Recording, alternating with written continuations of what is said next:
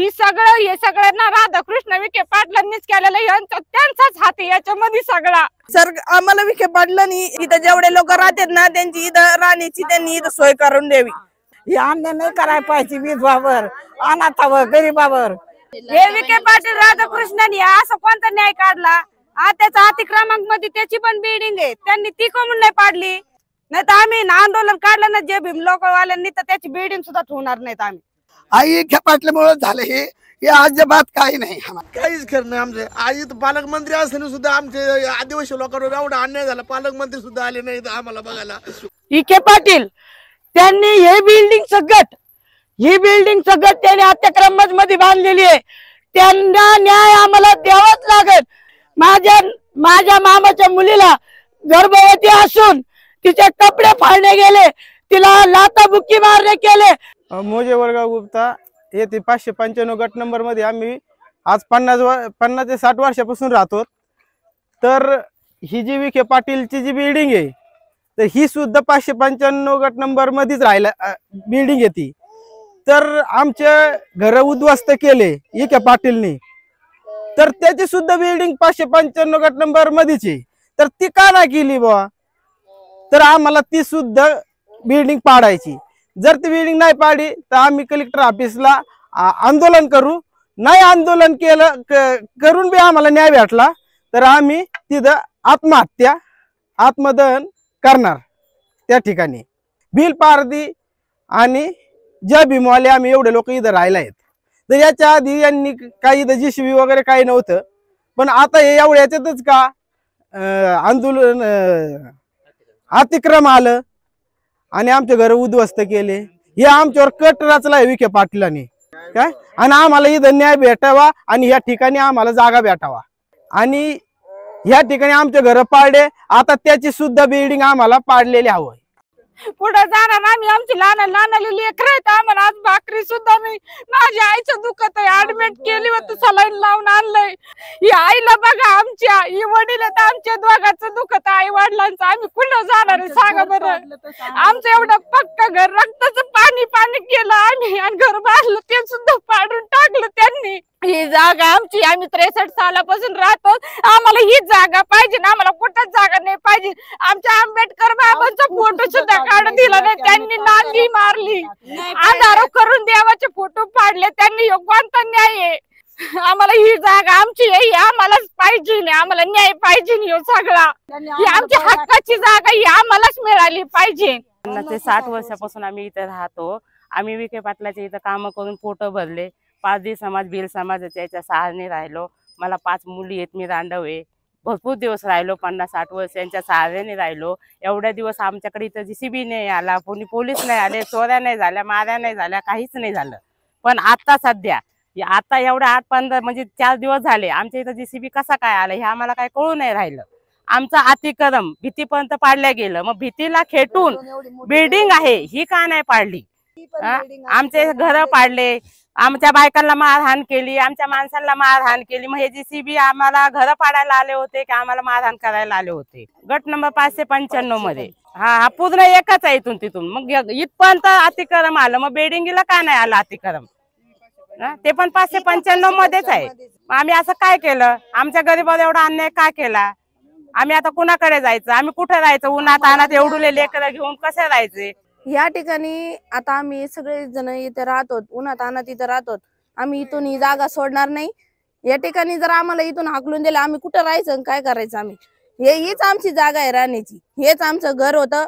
आम्ही पत्र्याचं वगैरे काही शेड नव्हते आमची। आम्ही बातमीत कित्येक ठिकाणी आम्ही बातमीत पाहिलं तर पत्र्याचं घर असं दाखवण्यात आलं बातमीमध्ये, पण आमचे काही पत्र्याचे घर वगैरे नव्हते, आमचे पक्का घरामध्ये आम्ही बांधकाम केलं होतं। आणि त्यांनी अचानक ज्या वेळेस JCB आला, घरातून एक सुद्धा महिला बाहेर निघत नव्हती, पण पोलिसांनी साईडला आम्हाला सगळ्या महिलांना बाहेर काढलं, पण त्यांनी JCB घालून आमच्या आईचं घर पाडलं। माझ्या मम्मीने कुठं जायचं, काय करायचं, कुठं जायचं? या म्हाताऱ्या आजीने काय करायचं? सर आम्हाला विखे पाटलांनी इथं जेवढे लोक राहतात ना त्यांची इथं राहण्याची त्यांनी इथं सोय करून द्यावी। आम्हाला न्याय मिळायला पाहिजे। आम्ही अजूनही इथंच आम्ही इथं राहणार आहे। आम्हाला जोपर्यंत न्याय मिळत नाही तोपर्यंत आम्ही इथून हलणार नाही। हे अन्याय नाही करायला पाहिजे विधवावर, अनाथावर, गरीबावर। जर आम्हाला आमच्या हक्काची जागा मिळली नाही तर आम्ही एवढे जण आहे ना आमच्या लेकरांना बी ना विष घालू आणि आम्ही पण विष पिऊन इथंच मरून जाऊ। आज आम्ही कुणी वीज माहीत, कुणाला नवरी राहायचं, कुणाला नाही, तर आम्ही कुठं राहायचं कुठं जायचं तुम्ही सांगा। आज किती अवघड आहे आमचं जीवन। हे अन्याय नाही करायला पाहिजे विधवावर, अनाथावर, गरीबावर। आम्ही लाडक्या बहिणी नाही का शासनाने असं काय न्याय केला आमच्या संघ। आमचे तटच 4 दिवस झाले लेकरं आम्ही उन्हात घेऊन बसलो, भाकरीची सुद्धा सोय नाही आम्हाला, का झोपण्याची नाहीये, कुठं जायचं आम्ही लेकरं घेऊन आमचे। हे विखे पाटील राधाकृष्णन असं कोणता न्याय काढला? त्याचा अतिक्रमांक मध्ये त्याची पण बिल्डिंग आहे, त्यांनी ती कमून नाही पाडली। आम्हाला आमची हक्काची जागा पाहिजे, नाही तर आम्ही इथंच मरू। आम्ही आमचा आंबेडकरच्या फोटोचा सुद्धा त्यांनी हे न्याय अन्याय केलेला आहे, त्यांनी फोटो सुद्धा काढून नाही दिला आम्हाला। जय भीमच्या जातीवर आम्हाला न्याय पाहिजे, नाही तर आम्ही आंदोलन काढलं ना जय भीम लोकवाल्यांनी तर त्याची बिल्डिंग सुद्धा ठेवणार नाहीत आम्ही। काहीच नाही मॅडम, 4 दिवस झाले काय नाही, शासनाने असं आमच्या हाल आणले ना, आम्हाला भाकरीचं सुद्धा आम्हाला हे नाही राहिलं। त्यांनी आमचे टोपले सुद्धा जीसीबी सकट उडून दिले त्यांनी। पालकमंत्रीनी हे कोणतं काढलं नाही ते बघायला सुद्धा नाही आले आम्हाला। मतदान मागायला हक्काने येतात हात जोडू का आम्ही तुम्हाला हे देऊ, आम्ही तुम्हाला ते देऊ। ज्या टायमाला आमची गरज आहे त्या टायमाला तुम्ही डोकून बघायला सुद्धा येत नाही तुम्ही आम्हाला। साडी पिढी इथं गेली आमची, नाही तर आम्ही आमच्या लेकराला त्यांना जर घालू, आम्ही जर खाऊन इथंच मरू। आम्हाला काही कुठं शेती नाही, बाडी नाही, काय नाही, घर नाही, दार नाही, आमची एवढीच जागा। मग ह्या जागामुळं आम्ही भाकरी मागून तुकडे मागून खातो। आम्ही तुकडे, कोणाचा उष्टा घास असेल तर ते तुकडे मागून खातो आणि हे लेकरं सांभाळतो। हे शेरड कड बघा भाऊसाहेब, तिथं जाऊन बघा ते बी हाय का नाही तिथं दुरुस्त। त्याला मार लागलं, किती साहेब मारलेले आहे, असे सुजलेले आहेत हात, त्याचं पोट बघा, त्याचं पोट बघा, त्याचे पाय पिंढरे बघा हिरव्यागार अजून आहेत, इतकं मारलं। त्या मुलापासून मग इथं आम्ही येत आहे, ह्या मुलापासून कधी आम्ही चावडी गेली नाही, पोलीस स्टेशनला गेलो नाही, कोणी लांडी लबाडी नाही, कोणाचं कणीस उचलून नाही, कोणाचं भांड उचलून नाही, काही नाही। आम्ही तसे चोर माणसं नाहीत म्हणून आम्ही तिकले गेलो ह्या पोलीस स्टेशनच्या जवळ। आई खेपाटल्यामुळे झालं हे अजिबात काही नाही। आज हे महाड्या बांधल्या, त्यावेळी महाड्या बांधल्या ना, हे त्यांचे फुकट महाड्या बांधून राहिले, सारं लोकांचं घेऊन गबळ घेऊन काहीच खरं नाही आमचे। आज इथं पालकमंत्री असताना सुद्धा आमचे आदिवासी लोकांवर एवढा अन्याय झाला, पालकमंत्री सुद्धा आले नाही आम्हाला बघायला, कुठला अधिकारी बघायला आला नाही। आमचे लेकरं अक्षरशः रोडवर बसले, रोडवर। आम्ही तहसीलदार साहेबाला सुद्धा आम्ही निवेदन दिलं, कलेक्टर साहेबाला निवेदन दिलं, प्रणत साहेबाला दिलं, त्यांनी सुद्धा आमच्यावर अत्याचार केला। एवढा इतका खतरनाक अत्याचार केला की आमच्या घरावर अक्षरशः त्यांनी ना जीसीबी फिरवला, जीसीबी। आम्हाला एवढं रोड होतं की आम्ही आज खायचो कुठून राहायचो, आम्हाला भांडे नाही राहिले मॅडम, शपथ भांडे नाही राहिले तुम्हाला। आम्ही जायचो कुठं, आज आम्ही रस्त्यावर आलो, आमचे एवढे लेकरं कोण ठेवून देऊ राहिलं, आम्हाला रस्त्यावर सुद्धा नाही राहून देऊ राहिले लोक। जो 300 पोलीस होते आम्हाला हाणावारी करून आमच्या बघा हे सगळं तुम्ही त्या कोपऱ्यापर्यंत जाऊन बघा, आमच्या पत्र सुद्धा नाही राहिलं। आम्ही राहायचो कुठं, रोडवर राहायचं का? आज हे सगळ्या लोकांचं हे प्रशासनाचं प्रत्येकाचं काम आहे। आमची इथं काय झालं बघायला, पालकमंत्र्याची जबाबदारी इथं येऊन बघायची। बघितलं ना पालकमंत्र्यांनी सुद्धा जवळ येऊन सुद्धा बघूच नाही राहिले, काय अत्याचार केला एवढ्या सगळ्या समाजावर आमच्या। पारधी समाज आहे, भिल्ल समाज आहे, आमच्याकडे नोकरीवाले माणसं आहे का आम्ही आज इथं?